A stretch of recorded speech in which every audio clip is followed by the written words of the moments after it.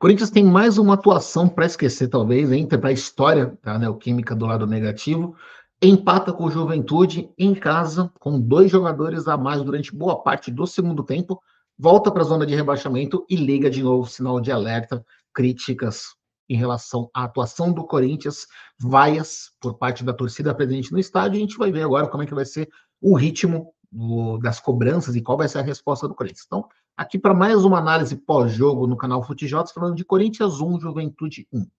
Em relação à escalação, Ramon Dias acabou mexendo na ideia tática, então teve um time mais técnico, não jogou com 3 zagueiros, não jogou com 3 volantes, optou por jogar com 2 homens de criação no meio de campo, e nós vimos desde o começo da partida Rodrigo Garro e Coronado, e sem o Yuri Alberto em recuperação pós-cirúrgica e Romero suspenso pelo 3º cartão amarelo, as escolhas ofensivas foram pelo Wesley e pelo Giovani. Então, um ataque mais rápido, um ataque mais leve e um meio de campo com qualidade, com mais técnica para poder criar jogadas.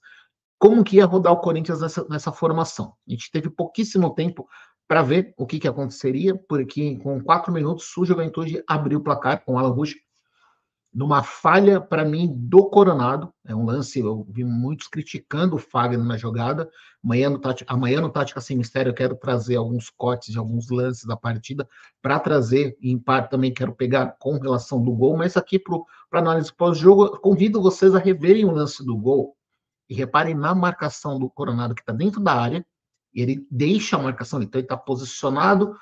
O Alan, que jogou muito tempo como zagueiro, na época da Chapecoense, ele entra como um ala, tá na lateral, ele entra na área, o Coronado, teoricamente, estava na marcação dele, poderia fazer um corte do passe tranquilamente. Acho que o Coronado talvez tente colocar o jogador em impedimento, a linha de impedimento não funciona, o Fagner, inclusive, estava na jogada no meio do campo, chega, volta para tentar recompor, chega, não consegue impedir o chute, abre o placar, Corinthians em desvantagem logo no começo do jogo. E aí a gente viu o Timão tentando jogadas com tentando criar, mas nitidamente vários jogadores em uma péssima jornada. O Giovani, pelo menos muito voluntarioso, né? Entrou sob muita expectativa. Teve um chute de perigo, uma bola na trave, mas o lance além dessa bola na trave, um chute bem colocado do Giovani, que poderia ter sido até e seria um belo gol se a bola tivesse entrado. Ele acabou envolvido no lance, assim, teoricamente, o lance que poderia ser o lance mais capital do jogo. Uma bola que o Gabriel Vasconcelos, o goleiro de Juventude, tenta sair jogando, erra o domínio, o Giovani rouba a bola, e aí o goleiro de Juventude comete a falta. O juiz opta por expulsar. Tem muita crítica com relação ao pessoal do Juventude, dizendo que tinha outros zagueiros já recompondo, não era uma chance clara de gol para o Giovani, então achando que o vermelho foi exagerado em relação à expulsão do goleiro. Vem o segundo tempo, então, com um jogador a mais, já tendo que trocar o goleiro, entra o Matheus Cunha, o Ranieri deixa o campo para a entrada do Pedro Henrique e jogando no lance onde ele estava, o Pedro Henrique para tentar dar uma outra opção pela lateral, então você teria o Wesley jogando aberto pela esquerda, o Pedro Henrique jogando pela direita, o Giovani mais centralizado, mas um lance que o Pedro Henrique estava na área, com o cruzamento do Fagner, acontece o gol de empate, o Pedro consegue meio de costas, cabeceia, o goleiro do Juventude falha, é uma falha para mim, acho que ele poderia ter feito uma defesa até tranquila, empate do Corinthians com 3 minutos do segundo tempo, então tinha todo um segundo tempo para o Corinthians conseguir a virada. A situação ainda ficou ainda pior, né? Porque o Alan, com coisa de 12 minutos da segunda etapa, ele é expulso, toma o segundo cartão amarelo. Então o Corinthians tem boa parte do segundo tempo para jogar com um jogador a mais. Ainda teve o pessoal reclamando que teve apenas 8 minutos de acréscimo, foi pouco minuto.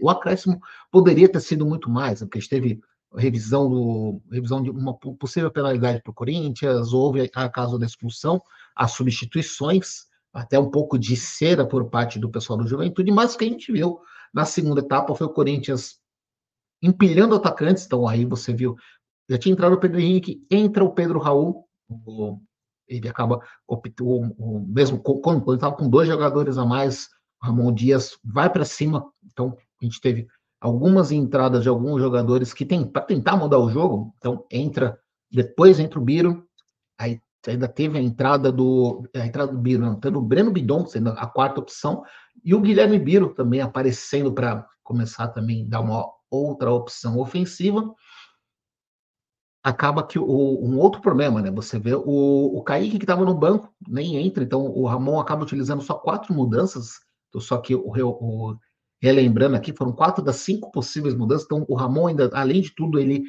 termina o jogo com uma substituição pendente, e o grande problema, ele enfiou atacantes, não tinha ninguém para criar, Rodrigo Garro, daqui a pouco a gente começa a falar das atuações de alguns jogadores, mas de prática um chute do Coronado que bateu perto, bateu na trave, e um possível pênalti a favor do Corinthians.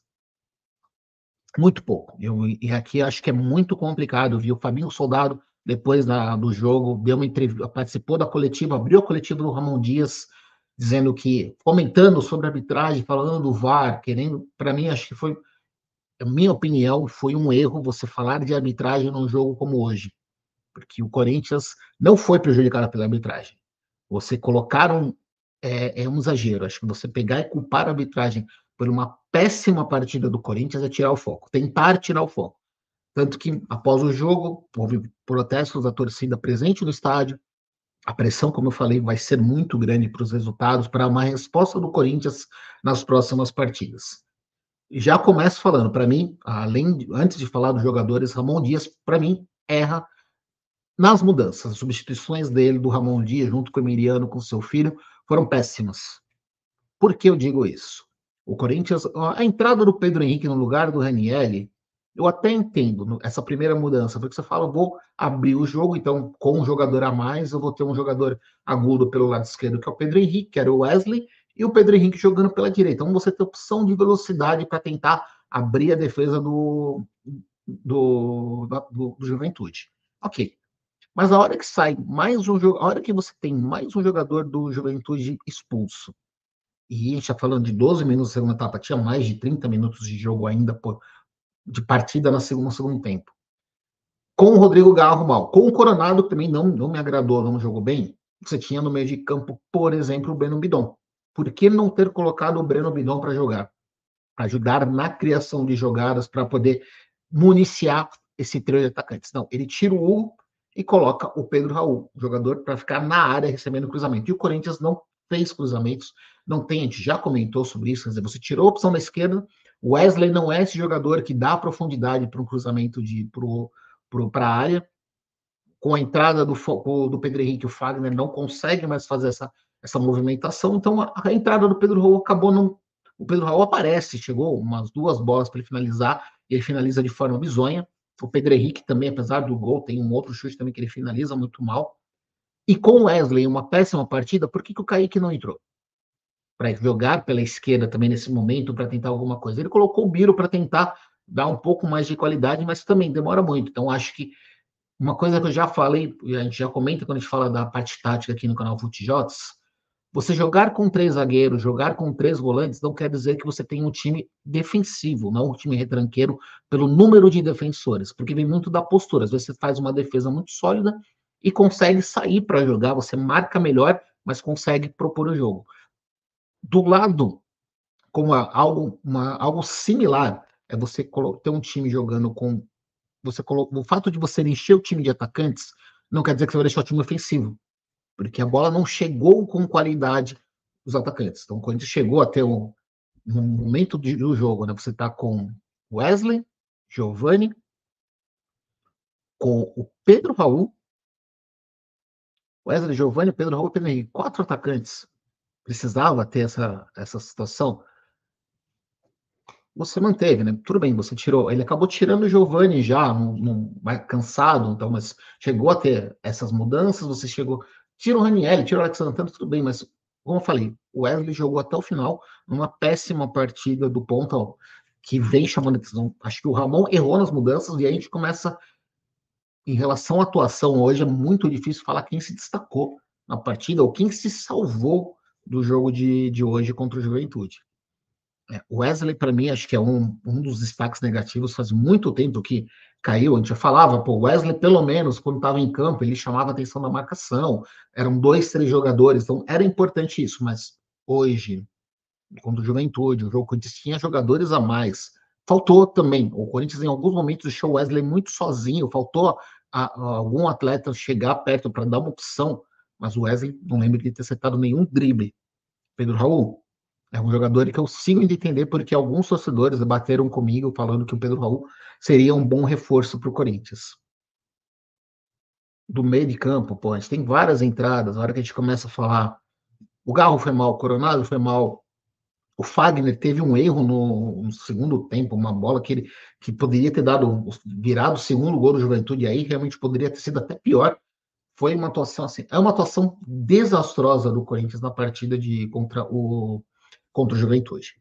Com a combinação de resultados, que aí a gente começa a pegar onde fica o tamanho da encrenca. O Corinthians voltou para a zona de rebaixamento com 20 pontos, foi ultrapassado pelo Fluminense, que durante várias rodadas estava na lanterna, não tinha vencido uma partida. O Fluminense, com o Mano Menezes, conseguiu uma recuperação, ainda está na zona de rebaixamento, mas hoje é o 17º colocado, com a mesma pontuação do Timão e com um jogo a menos. O Corinthians está com 20 pontos em 21 jogos. O Corinthians tem mais jogos do que pontos no campeonato. O Internacional está perto, com 21 pontos, mas o Internacional tem 16 partidas, tem 5 jogos a menos que o Corinthians. O Vitória está na mesma pontuação, 21 e 16 jogos. Mas o cenário, o Grêmio venceu e o Grêmio também tem jogos a menos, mas olhando para a tabela, o Corinthians vai chegar aos 23 pontos. A gente estaria falando agora, nesse domingo, do Timão ocupando a 13ª colocação. Não estaria numa zona tranquila na tabela, mas estaria respirando um pouco melhor. Então, o que começa a ser analisado sobre isso? Acho que o Ramon, a gente vê algumas escolhas erradas do Ramon, mas ele, aparentemente, a gente vê, sempre foi importante falar, a gente vê o Corinthians mais organizado, uma defesa funcionando melhor, mas contra o Juventude, por exemplo, o próprio André Ramalho falhou bastante também em algumas jogadas, mas a gente viu que ele estava procurando ajustar a defesa do Corinthians. O Corinthians vem tendo uma sequência melhor de resultados. Perdeu para o América, para o Atlético Mineiro na última rodada, mas na semana passada, mas jogando bem. Então não foi aquela derrota. O Corinthians vinha de 2 vitórias, um empate no Brasileirão. Jogou contra o Atlético fora de casa e conseguiu jogar bem. Perdeu a partida, é verdade, mas combateu. Foi uma partida que deixou o torcedor corintiano com uma expectativa melhor para essa reta agora de agosto. Mas uma partida contra o Grêmio e a partida contra o Juventude, de novo, você já fala, opa, tá faltando, ainda tem muitos ajustes no trabalho do Ramon Dias. E parte desses ajustes também vai em relação às escolhas do treinador e, claro, alguns jogadores que vão precisar entregar muito mais. Contra o Grêmio, a gente vai poder debater ao longo da semana, né, nos próximos dias, como que vai ser, qual vai ser a ideia de jogo, como é que ele vai armar o time, mas vai ter sérios problemas porque ele vai precisar do resultado fora de casa para poder se classificar na Copa do Brasil. Para fechar aqui a análise pós-jogo, mas já falando um pouco da das competições da Copa do Brasil, né, a decisão da vaga nas quartas de final, eu sou contra o que eu vejo alguns torcedores já falando, de tem que abdicar das Copas, focar só no Brasileirão para fugir do rebaixamento. Estamos na 21ª rodada do Brasileirão. São 38 rodadas. Tem muito campeonato pela frente. Estamos falando de mais 17 rodadas que o Corinthians tem para disputar. São muitos pontos. Então, não dá para você abdicar, por exemplo, de uma classificação para a Copa do Brasil por conta da parte financeira. Não vai ser fácil, porque o Grêmio, por exemplo, poupou, entrou com um time praticamente reserva e ganhou do Atlético Paranaense fora de casa. Então, vai entrar também fisicamente melhor. Fora o lado psicológico, o Corinthians vai chegar numa partida que foi desgastante contra o Juventude e com a pressão de falar, o Corinthians não jogou bem em casa. Torcida pressionando, torcida no pé, precisando dar uma resposta. Então, vai ser uma dor de cabeça, vai ser uma semana complicada. Depois do Corinthians, depois do Grêmio, pega o Red Bull Bragantino no Brasileirão e depois no Brasileirão pega o Red Bull Bragantino na Copa Sul-Americana. Então, são duelos complicados para o Corinthians agora em agosto. E agora a gente vai precisar ver como o setor ofensivo vai se virar, principalmente o que a gente está falando. O Yuri Alberto, que é o artilheiro do time na temporada, só deve voltar em setembro. Então, quem vai ser também as opções para o ataque do Timão? Quem vai começar a encerrar, realmente vingar nesse ataque do Corinthians? Esse é o trabalho do Ramon Dias para os próximos jogos. Beleza, galera? Pós-jogo de Corinthians 1, Juventude 1, chegando ao final. Abraços.